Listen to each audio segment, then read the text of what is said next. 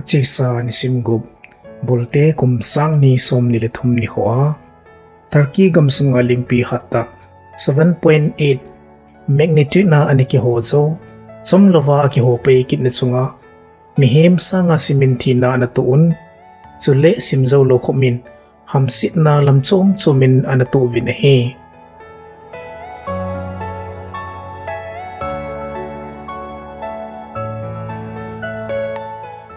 Hitiho tampila voujangnat Umtah le limle video themkhat anaveu hite lima ki muhi Lingpi kiho patna epicenter karaman maras muna chenna check songin sangta apartment building anachimla na numay chapang kumsom langa khatsu in simin avu dana along damsa khutse se hungdo chu apan atua ato pinalimso hi Saiding sa ading zingjong hello khoma puldova achanulong damsa hudo thai hitihi jongle panpingaya muntinvia umchu hi abana limhi numai chapang cha khanin anaupa huna dinga building hon o phalhon wanga chu anaupa lu chu akhuna akol cha song noi Asonidan som na sigival anabui pi anihi. Hichilim so do ahinong chun VANNOI lunglay khoi khan aso pipa angay lup na chun mitin pa sa le ekipapi na aso do inihi. At humna limhi ling kiho pan gamsung pumpi adinga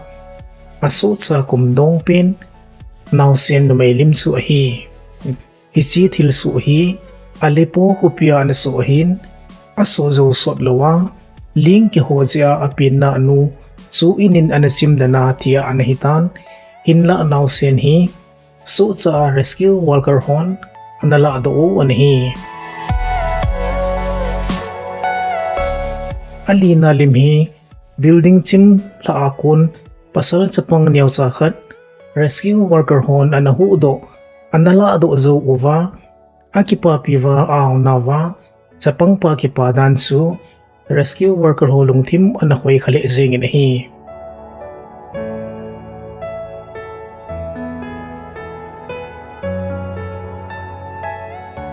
ngana Syria Gam sung Basina town munazong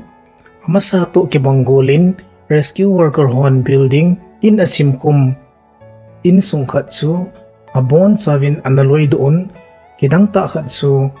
in sung mikhat sa agisuha ati amang ompo vinahi. Hichilay mo na su in naipa at sa pasal khatle numay khat na hivin ling kiho zia in simin avu dan vangwa nidan som ni lililing siat su bitkaya anasu chaw ahi. Rescue worker hon hatain anikipapyo vinahi.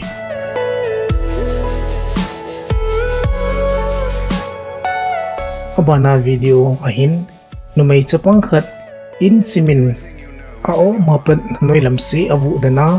rescue worker pan all ola luido ding agot lai su ahi numay chapang no hi amay zo si vunin atom lazingin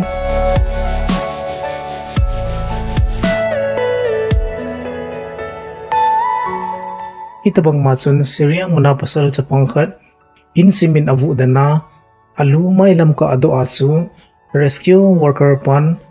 alway do ahu do ko na border sinatui adon sa pit so hi kidang ta khat su asu chale at sim say thaya matam zo hi sapang ko hello ho ahi unahi